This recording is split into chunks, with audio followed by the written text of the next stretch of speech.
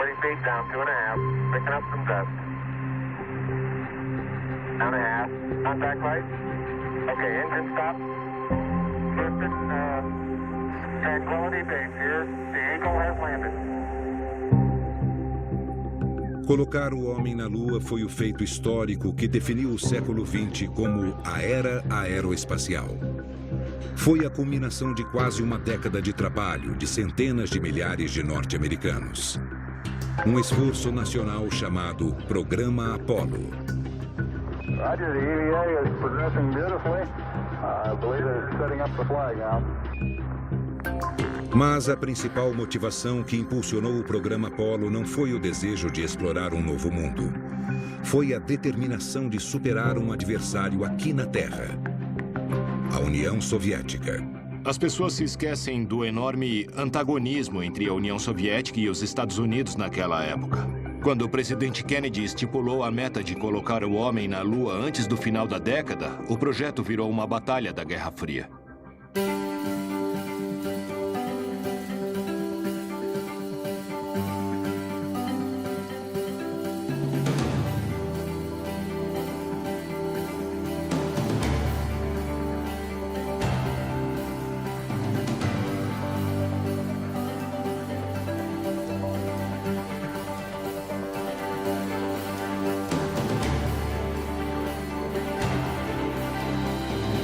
Projeto Aeroespacial.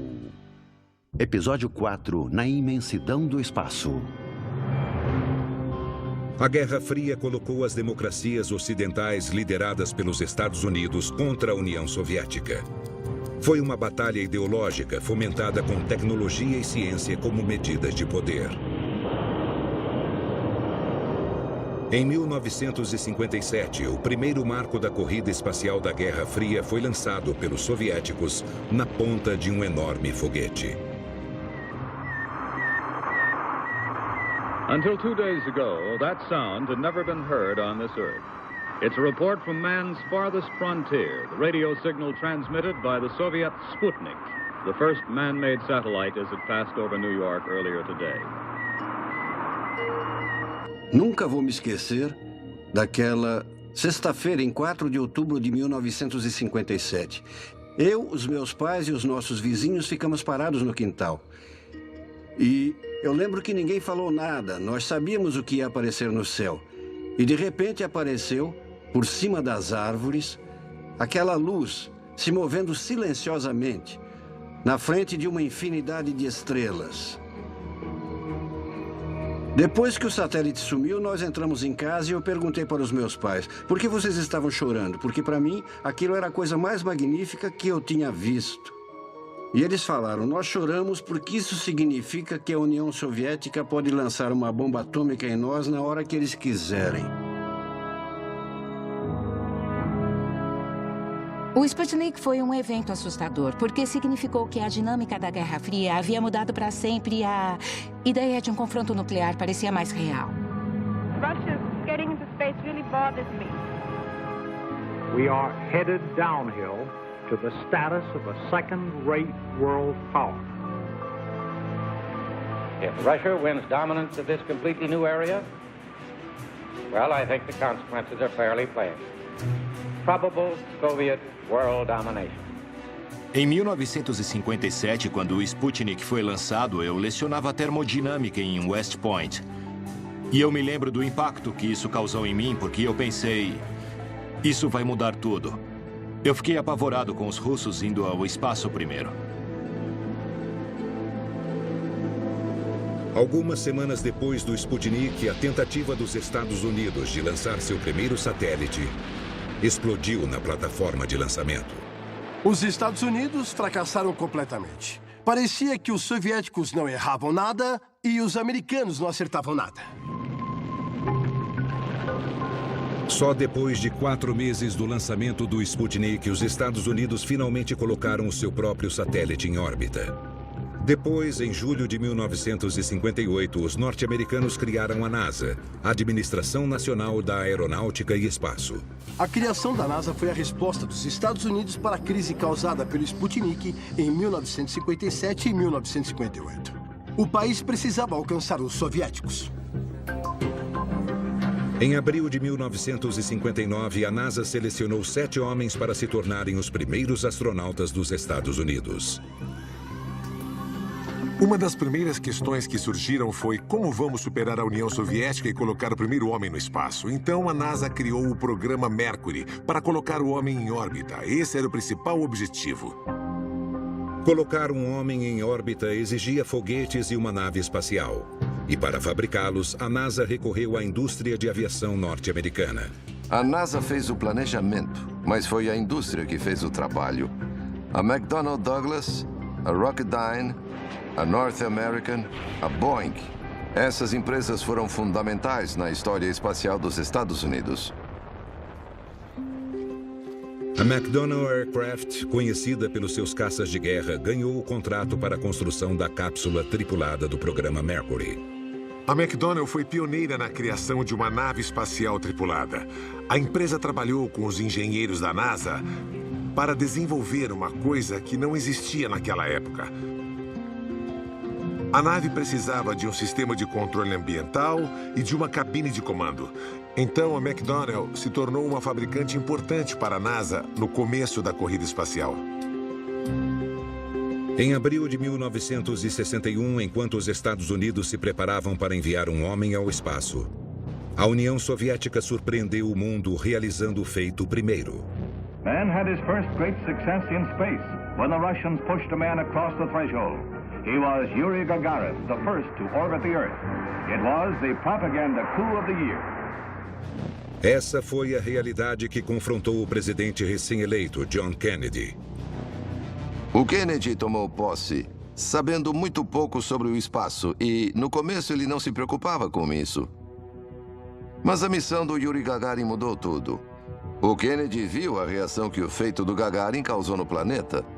Mais uma vez, a União Soviética fez uma coisa que deixou o mundo todo admirado. Depois, em 5 de maio de 1961, os Estados Unidos finalmente ficaram prontos para colocar seu primeiro astronauta, Alan Shepard, no espaço.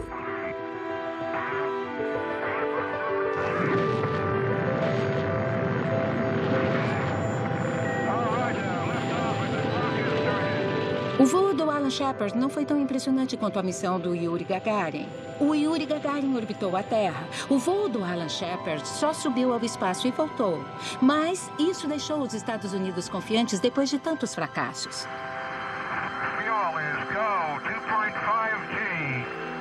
O voo de 15 minutos de Shepard foi curto, mas simbolizou a vitória que a gestão de Kennedy precisava para planejar uma posição privilegiada dos norte-americanos no espaço.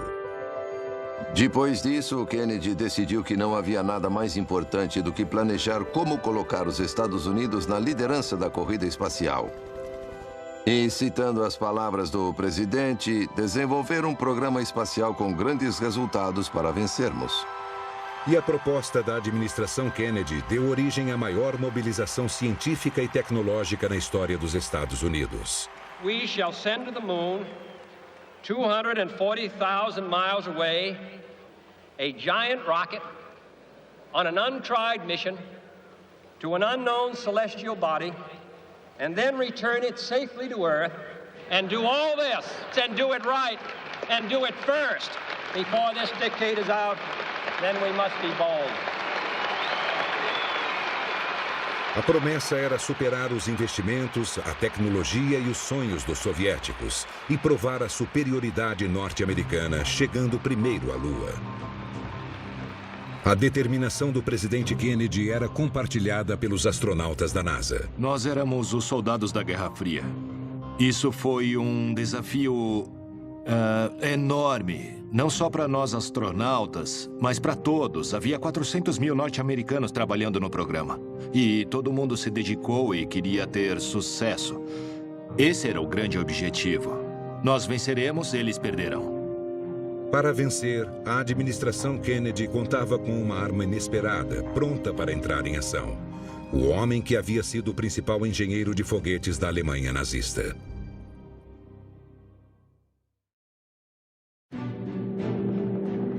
Nos últimos dias da Segunda Guerra Mundial, na Europa, com a Alemanha nazista à beira do colapso, os exércitos dos Estados Unidos e da União Soviética avançavam sobre o território alemão. O Terceiro Reich possuía alguns dos melhores cientistas do mundo e os Estados Unidos queriam eles. O governo norte-americano precisava pegar esses cientistas primeiro, senão os soviéticos os contratariam. E a pessoa mais cobiçada era o engenheiro Wernher von Braun. Ele havia projetado e desenvolvido o primeiro míssil balístico do mundo, o foguete V2. Another launching, with a great weapon leaping 65 miles skywards and reaching 3,000 miles an hour.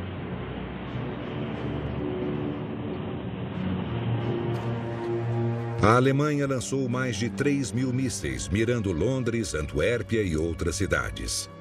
Mas o poder de destruição dos foguetes não era a principal fascinação do cientista Wernher von Braun. Desde a infância, ele era obcecado com viagens espaciais e sonhava com missões à Lua e Marte. A ascensão do regime nazista deu a von Braun a oportunidade de testar as suas ambições. Então, na primavera de 1945, com a Alemanha prestes a se render, ele se tornou uma figura cobiçada pelas potências norte-americana e soviética. O von Braun era uma pessoa muito cuidadosa. Então ele andou com sua equipe e seus projetos desde a Prússia até a Bavária para poder se entregar aos norte-americanos. E ele disse para o oficial: eu escolhi os Estados Unidos porque vou ter a chance de ir para Marte. Von Braun sabia que ele havia encontrado um novo e poderoso protetor. O antigo inimigo se transformou em um inestimável aliado. Os Estados Unidos sabiam que os nazistas estavam derrotados, não precisavam mais se preocupar com eles. Agora a preocupação eram os comunistas. Von Braun e mais de 100 integrantes de sua equipe foram levados aos Estados Unidos, onde eles continuaram o trabalho com o foguete V2 no deserto do Novo México. Enquanto ajudava os norte-americanos a se armarem contra o novo inimigo, a União Soviética, von Braun também desenvolvia seu sonho pessoal de viajar para a Lua e para Marte. Em 24 de outubro de 1946, um foguete V2 foi lançado com uma câmera de filmagem a bordo. Essas são as primeiras imagens registradas do espaço.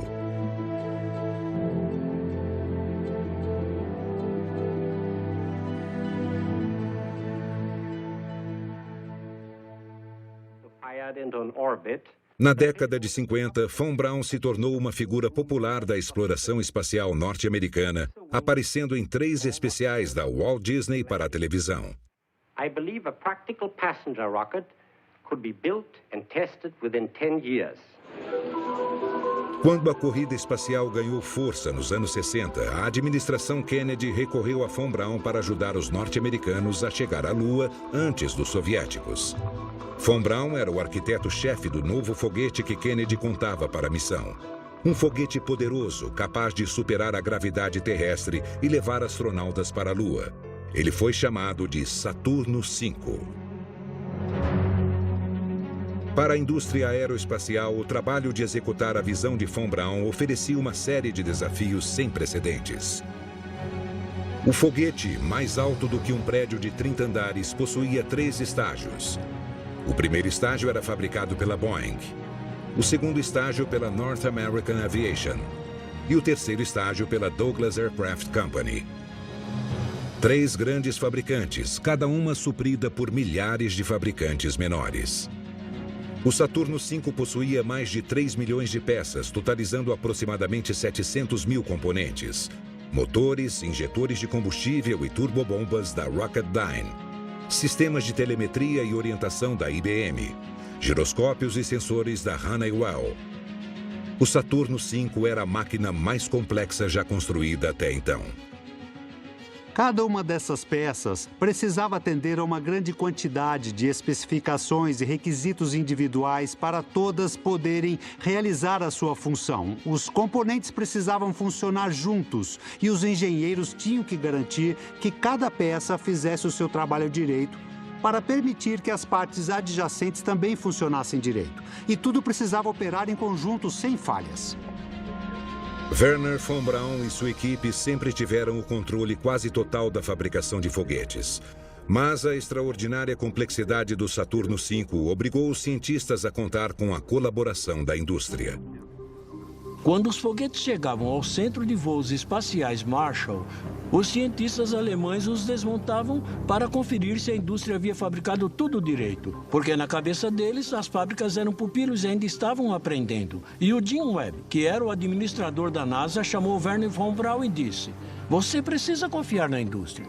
Pare com essa loucura de ficar desmontando os foguetes, aceite o que as fábricas mandam." Mas von Braun já esperava essa conversa, então ele enfiou a mão no bolso, tirou um pedaço de trapo, esfregou na cara do Webb e disse: "Olha o que nós encontramos dentro do foguete. A indústria ainda não está no nosso nível." Foi um grande choque cultural entre os cientistas alemães que estavam acostumados a fabricar tudo e a indústria, que era responsável por uma grande parte do trabalho da NASA. O desafio de desenvolver o programa Apollo não se limitava ao projeto e construção do Saturno V. A cápsula tripulada, o módulo lunar, os sistemas de orientação, comunicação e suporte à vida. A maior parte dessa tecnologia teve de ser inventada. E a fabricação de todos os componentes exigia uma mobilização da indústria em uma escala nunca vista desde a Segunda Guerra Mundial. No auge, o programa Apollo empregou mais de 400 mil pessoas, de todas as partes dos Estados Unidos. George Miller gerenciava a divisão de voo espacial tripulado da NASA. Com 400 mil pessoas trabalhando no mesmo projeto, tínhamos que nos certificar de que todos sabiam no que estavam trabalhando. E só isso já era um grande desafio. Era bem complicado, porque era descentralizado. Em um momento, havia mais de 20 mil empresas terceirizadas envolvidas na fabricação de sistemas e componentes para o programa Apollo. Então, era muito difícil fiscalizar o trabalho de todo mundo. E a extraordinária complexidade logística e tecnológica do programa Apollo tornou o projeto vulnerável a erros humanos.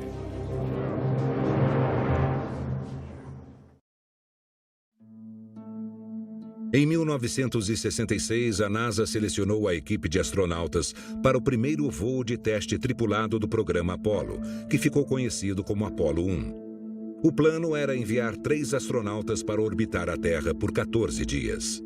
Os astronautas eram considerados heróis. Mas esse projeto era muito perigoso e corria um grande risco de fracassar. As far as we're concerned, it's a success if all 3 of us get back. Gus Grissom, de 40 anos, comandou a missão. Ele era um dos 7 astronautas originais. Ed White, de 36 anos, havia realizado a primeira caminhada de um norte-americano no espaço.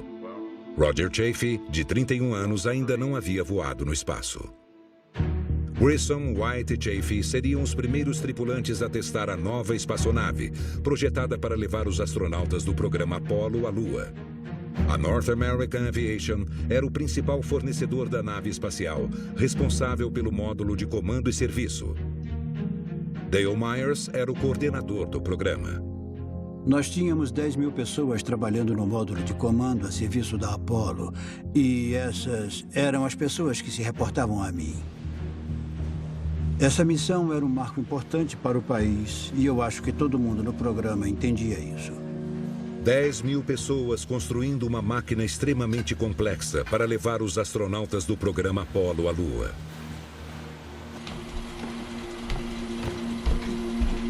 Mas durante meses de testes, a NASA havia descoberto problemas em vários sistemas do módulo de comando da Apollo. Problemas que foram amplamente divulgados pela imprensa. Gus, do you expect there are going to be a goodly number of slips and pre-launch delays before you do get off? Well, I think we've had them. The spacecraft systems all look pretty good to us now. They've been through the checkout at North American and have gone through initial series down at the Cape. And as soon as we get it out of the altitude chamber, I think that a good portion of our problems are over. Era natural o público norte-americano esperar que tudo corresse perfeitamente. Mas nós sabíamos que era um programa de pesquisa e desenvolvimento. Podiam acontecer tragédias. Podiam acontecer surpresas. Em 27 de janeiro de 1967, menos de um mês antes do lançamento oficial da missão, a tripulação foi à plataforma de lançamento para executar importantes testes antes do voo.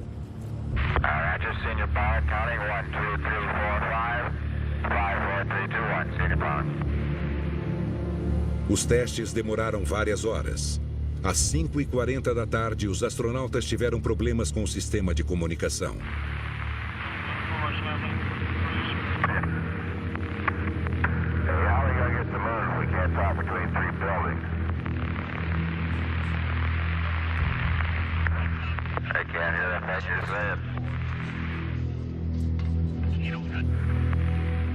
Depois, às 6h31 da tarde, aconteceu uma tragédia.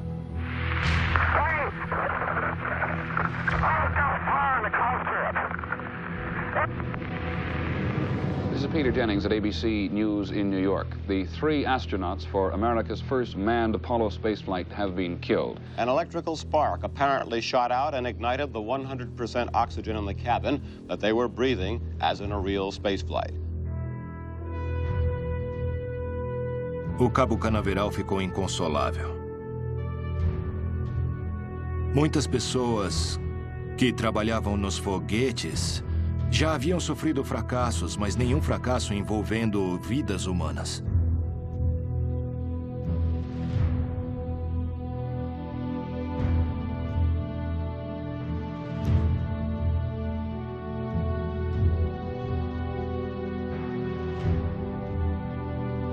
Eu fui ao Cabo Canaveral e eu vi as esposas dos astronautas e eu me senti muito mal.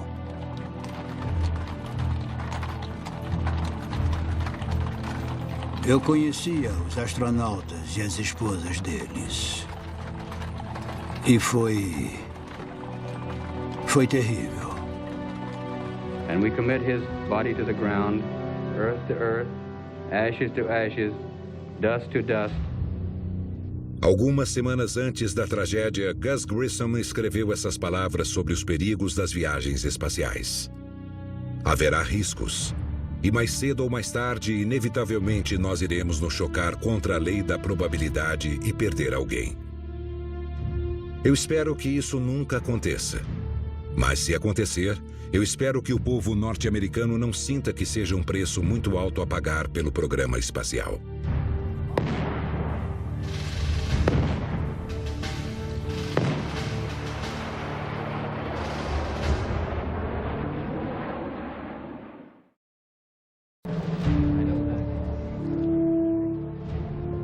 Depois da tragédia que matou 3 astronautas norte-americanos, a programação do voo espacial tripulado da Apollo foi paralisada.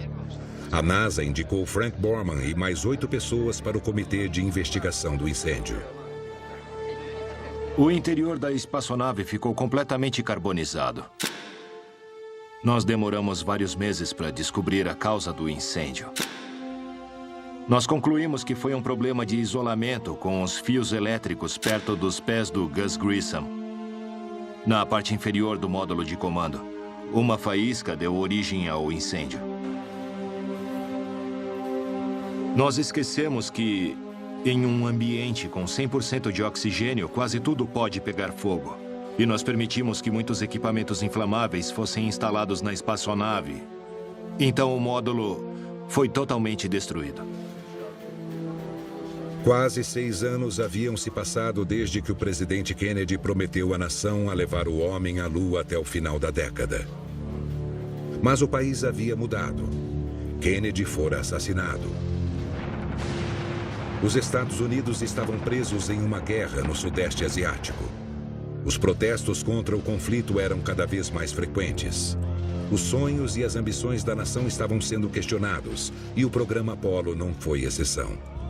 O incêndio na Apollo foi um desastre para os astronautas e todas as pessoas envolvidas. Se alguém perguntasse por que vocês tiveram esse problema, a resposta era porque a gente achava que sabia o que estava fazendo, mas descobrimos que realmente não sabíamos.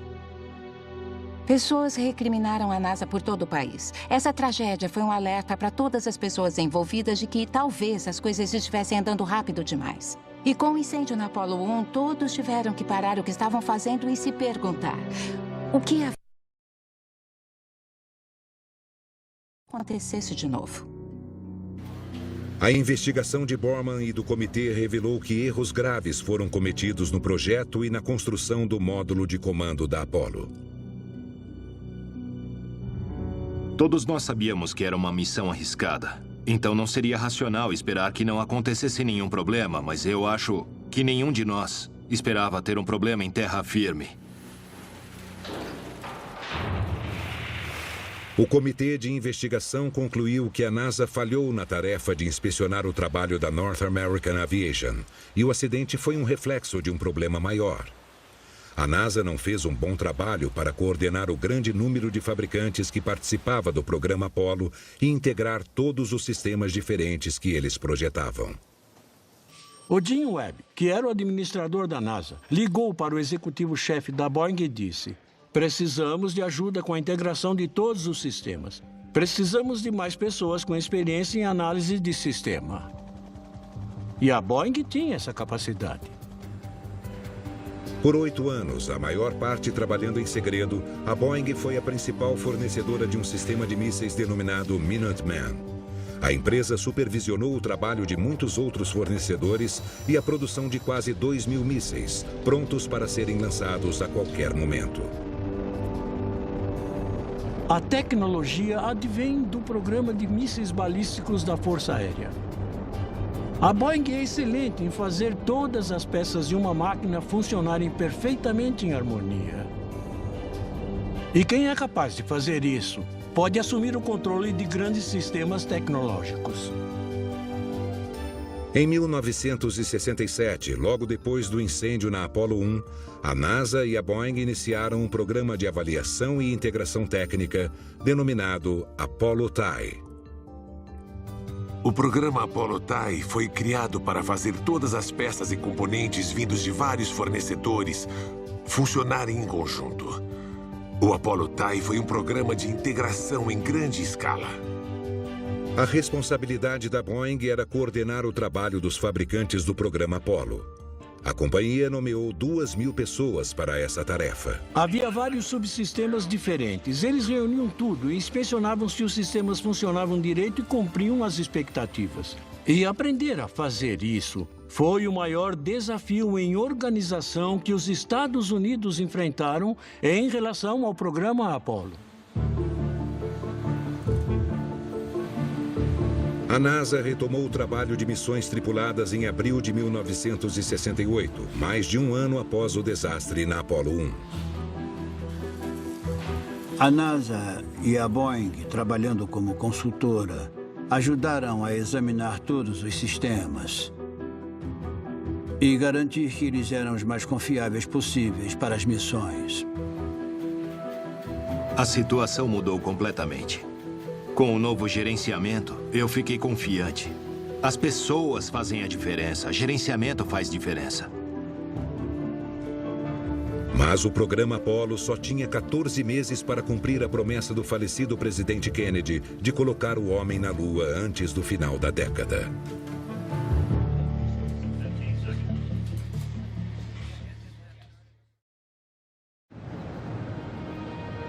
Quase 50 anos depois do final da corrida espacial, muitos se esqueceram de que a primeira missão tripulada para a Lua foi a Apollo 8. A NASA programou a Apollo 8 para decolar no começo de 1969. O plano original era ter 3 astronautas orbitando a Terra por 10 dias. A missão seria comandada por Frank Borman. Mas os planos mudaram. A Agência Central de Inteligência informou à NASA que os russos estavam prestes a ir à Lua. Essa notícia obrigou o governo a mudar o cronograma da missão. Me disseram que tentaríamos ir em dezembro para tentar superar os russos. E eu disse, por mim tudo bem, vamos lá. O George Miller mandou uma carta para nós e todos os fornecedores envolvidos no programa Apollo dizendo: o que vocês acham de ir à Lua com a Apollo 8? Ela está pronta? é uma nave confiável para ir até lá? E eu passei muito tempo pensando sobre essa proposta. Eu reuni os chefes de setor da nossa empresa e nós debatemos se o módulo tinha condições de ir até lá. E olhando os dados, nós decidimos que sim. Estava tudo pronto para ir à Lua. A missão de 6 dias com os tripulantes Borman, Jim Lovell e Bill Anders no topo do foguete Saturno V foi programada para sair do chão poucos dias antes do Natal de 1968. A missão era circunnavegar a Lua. Em outras palavras, ir até a Lua, fazer a volta na órbita da Lua e acionar o módulo de serviço para voltar para casa. Era uma missão especial, precisava funcionar. Todo mundo ficou apreensivo. Os astronautas iam viajar longe pelo espaço, então não poderiam acontecer falhas. Mas nós aprendemos muito com o incêndio de 2 anos antes. Eu nunca me preocupei em calcular quais eram as nossas chances de voltar com vida. Eu lembro que o Bill Anders achava que havia 30% de chance de não voltarmos, sei lá. Eu tinha certeza que íamos voltar, senão não teria ido. O enorme foguete de Wernher von Braun, a máquina mais complexa já construída até então, nunca havia sido lançado com pessoas a bordo. A Apollo 8 foi uma missão realmente muito ousada por parte da NASA. Mas eles decidiram que era hora de enviar uma tripulação humana à Lua a bordo do Saturno V. Nenhum norte-americano ou russo havia viajado a mais de 1.370 quilômetros de distância da Terra. A missão da tripulação da Apollo 8 era realizar uma jornada de quase 400 mil quilômetros. O Saturno V era um foguete enorme. Eu me lembro de sair do elevador e andar pela passarela até a espaçonave. Eu fiquei arrepiado só de olhar para baixo e ver a altura que nós estávamos, antes mesmo de começar a missão. Aproximadamente 200 mil pessoas convergiram ao centro espacial para testemunhar o lançamento.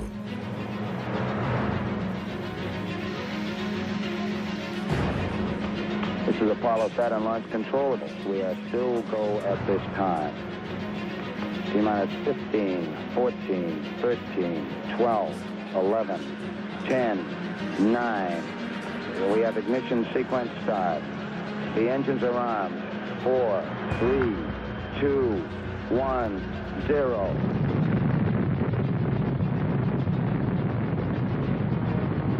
We have liftoff. Liftoff at 7:51 a.m. Eastern Standard Time.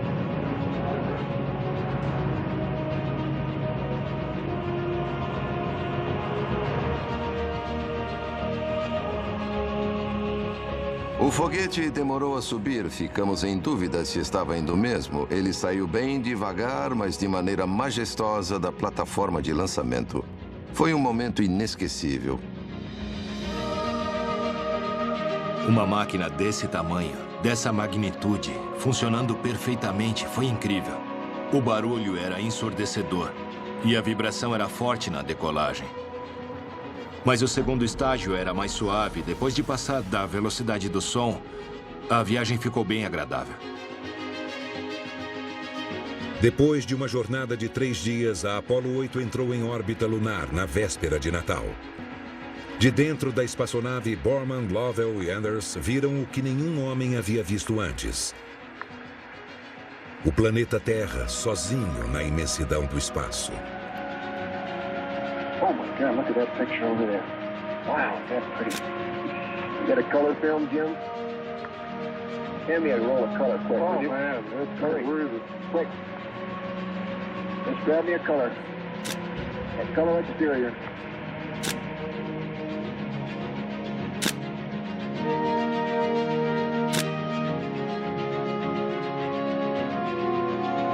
Ao orbitarem a Lua, os astronautas leram os primeiros 10 versículos do livro do Gênesis. Centenas de milhões de pessoas por todo o mundo assistiram ou ouviram a transmissão. In the beginning, God created the heaven and the earth. And the earth was without form and void, and darkness was upon the face of the deep. And the Spirit of God moved upon the face of the waters. And God said, "Let there be light," and there was light. 1968 foi um ano difícil, com os assassinatos políticos de Martin Luther King, de Robert Kennedy, com os protestos populares nos Estados Unidos, o conflito sem fim no Vietnã. Encerrar o ano com esse momento tão mágico e especial, com certeza para os norte-americanos, foi um final muito positivo para um ano tão conturbado assim. And from the crew of Apollo 8, we close with good night, good luck, a Merry Christmas, and God bless all of you on the good earth. Eu me lembro que nós recebemos todo tipo de telegrama depois da missão. E a mensagem que mais me emocionou foi: obrigado, Apollo 8. Vocês salvaram o ano de 1968.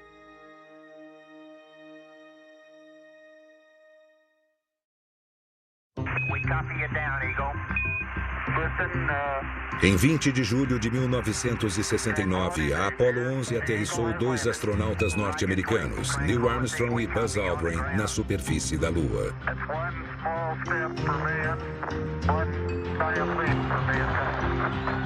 Os Estados Unidos venceram a União Soviética na corrida espacial.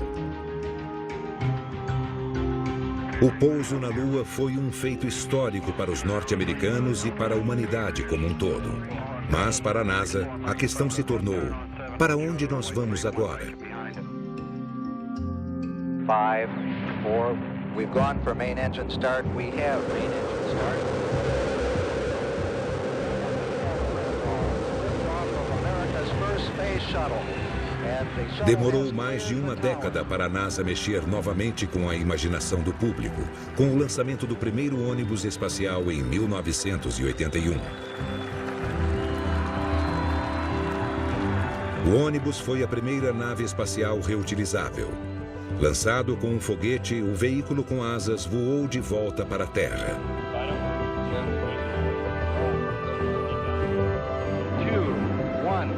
Booster ignition and liftoff of Discovery, celebrating its 25th birthday by racking up science and supplies to the space station. A partir de 1998, o ônibus espacial começou a missão para a qual fora projetado: facilitar a construção da Estação Espacial Internacional, ou EEI. O ônibus realizou 37 viagens durante mais de uma década, transportando componentes, cargas e tripulantes para a EEI. This is Mission Control Houston. As you can see, we're seeing live video from the International Space Station. There is Commander Chris Ferguson greeting Commander Andrei Borisenko.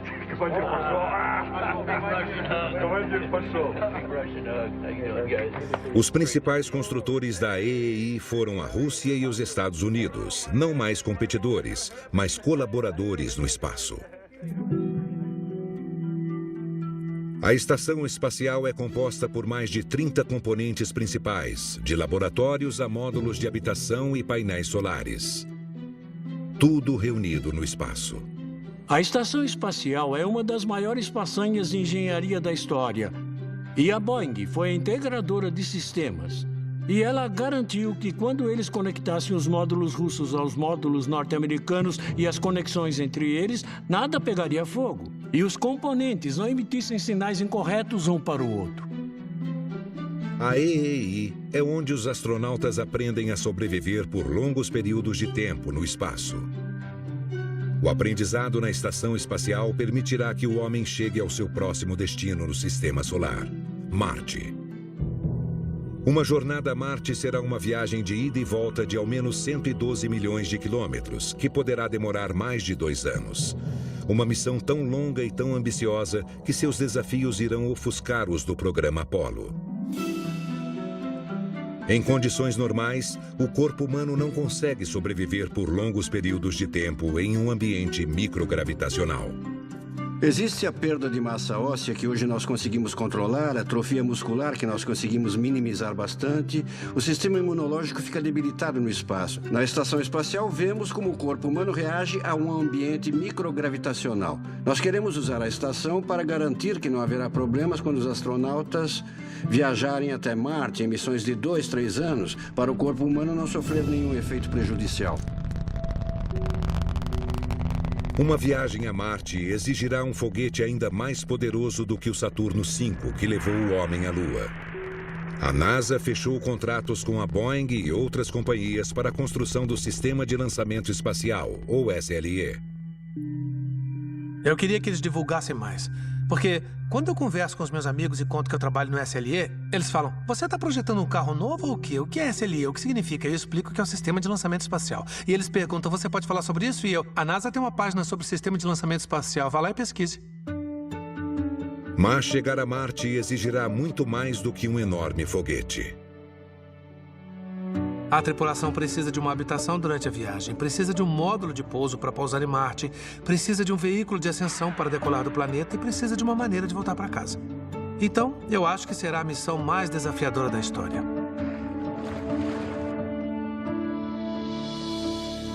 Se o ser humano de hoje está disposto a correr os riscos e superar as dificuldades da viagem até Marte, além do altíssimo custo da missão, é uma questão em aberto.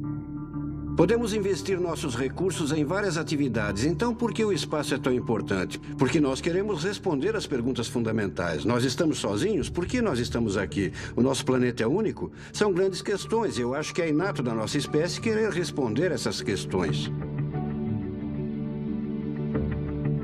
Um dia o homem irá até Marte. Isso vai acontecer. Acho que a exploração está no DNA do ser humano. Nós gostamos muito de explorar. Então, eu acho que o homem irá a Marte. Mas quase 50 anos depois de chegar à Lua, a exploração espacial não é mais impulsionada por disputas de poder global. Acha que os norte-americanos teriam ido à Lua nos anos 60 se não fossem os russos? Claro que não. Essa competição sempre foi um incentivo importante para as novas conquistas. Eu posso estar enganado, mas eu não acredito que esse tipo de competição aconteceria hoje em dia. Ninguém sabe como e quando o ser humano colocará os pés no planeta vermelho. Mas um fato é claro. Da mesma maneira que o programa Apollo definiu o século XX como a era aeroespacial, uma viagem a Marte terá tudo para ser o momento decisivo no século XXI. Versão brasileira, Vox Mundi.